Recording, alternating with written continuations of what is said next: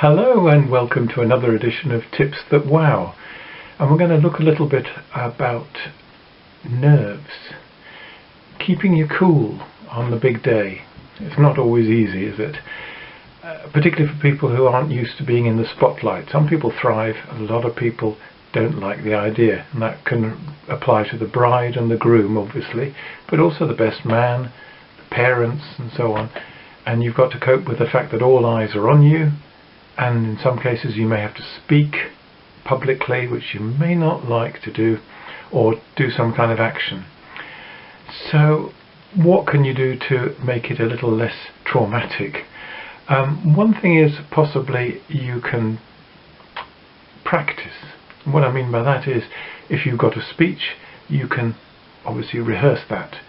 You can even, in many cases, get to the venue well beforehand or the day before and walk down the aisle, so you get a feel for it. It obviously won't be the people there, but you get some kind of idea, and that can help you by preparing you. You should have employed trusted suppliers, so trust them. Let them get on with it and don't worry about what might go wrong.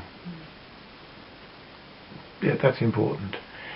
While you're out there, try and enjoy it. However nervous you may feel, smile.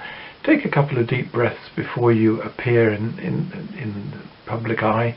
Not too many breaths because you get dizzy, but a couple would be fine. And I would suggest that you avoid alcohol altogether, or to have only very little bit. Afterwards is the time to have a drink or two. And finally, just bear in mind that people will be on your side.